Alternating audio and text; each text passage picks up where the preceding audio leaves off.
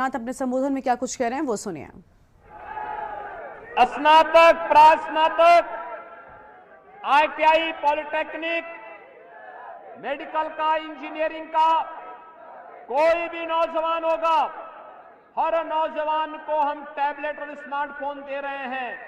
ये टैबलेट और स्मार्टफोन रखा है, वितरण की कार्रवाई चल भी रही है, लेकिन समाजवादी पार्टी चूंकि चुनाव आयोग में शिकायत कर दी है, हो सकता है कुछ दिन रुका हो। 10 मार्च के बाद फिर धड़ल्ले से हर नौजवान के हाथ में टैबलेट स्मार्टफोन होगा। और हम लोगों ने तो ये भी तय किया है, हमने तो ये भी तय किया है कि अभी तो 1 करोड़ नौजवान को दे रहे हैं, अगले 5 साल में 2 करोड़ नौजवान को देंगे टैबलेट और स्मार्टफोन। ये लोग पानी नहीं पिला पाते थे, आज हर घर नल को योजना के माध्यम से हम घर घर जल पिलाने की कार्रवाई कर रहे हैं। भाइयों बहनों, पिछली सरकारें समाजवादी पेंशन के नाम पर वृद्धों के पेंशन को, विधवाओं के पेंशन को, दिव्यांगजनों के पेंशन को रोकने का कार्य किए थे।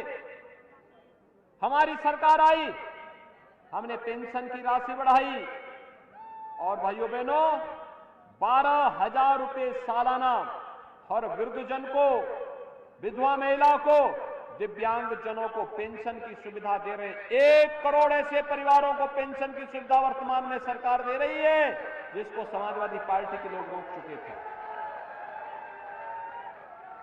और पहले भाइयों बहनों, पिछली सरकारें क्या करती थी, इन पेशेवर माफिया और अपराधियों को सरकारी हेलीकॉप्टर पे घुमाती थी, उन्हें अपने आवास पे बुला के सम्मानित कराते थे, कर्फ्यू लगवाते थे। अब प्रदेश में कर्फ्यू नहीं लगता, अब तो कावड़ यात्रा निकलती है शानदार तरीके से। कावड़ यात्रा, आज बमबाजी नहीं होती है, आज तो हर कावड़ यात्री हर हर बम बम का नारा लगा करके चलता है। बम मारने वाले और अपराध करने वालों के लिए किस प्रकार की स्थिति बना दी है हम लोगों ने।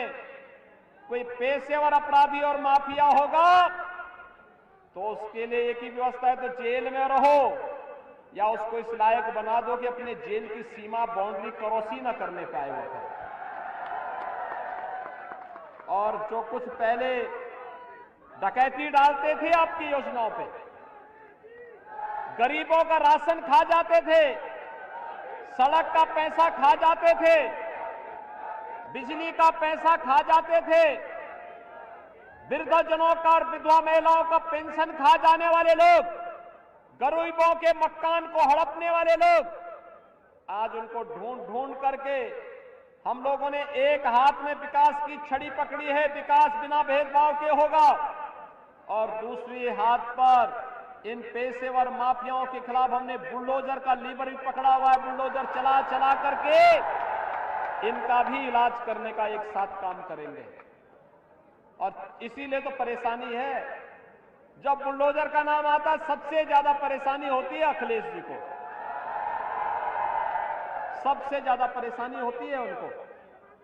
और इसलिए होती है क्योंकि उनको लगता है कि उनके इत्र वाले मित्र पर ये बुलडोजर जो चल रहा है, ये तो जो उन्होंने कई पीढ़ियों के लिए पैसा कमाया था, ये तो लगता है कि इसी जन्म में सारा उनको कंगाल करके सड़कों पर कटोरा लेके छोड़ देंगे, और इसलिए परेशानी हो रही है उनको। भाइयों बहनों, आज मैं आया हूं आपसे कहने के लिए, मैनपुरी में, जनपद मैनपुरी में 4 विधानसभा सीटें हैं।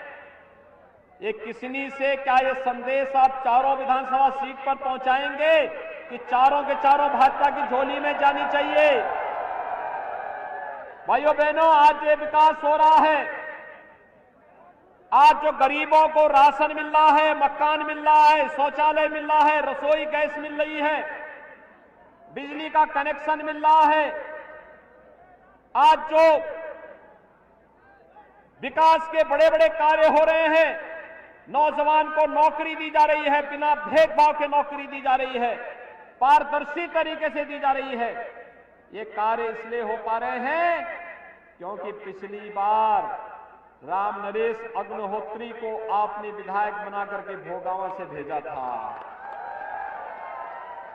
अगर ये 4 विधायक हमारे पास आ जाएंगे भाइयों बहनों, तो फिर ये मान करके चलिए कि फिर भारतीय जनता पार्टी की सरकार प्रदेश के अंदर 350 से अधिक सीट प्राप्त करके प्रचंड बहुमत की सरकार बनाएगी। प्रचंड बहुमत की सरकार।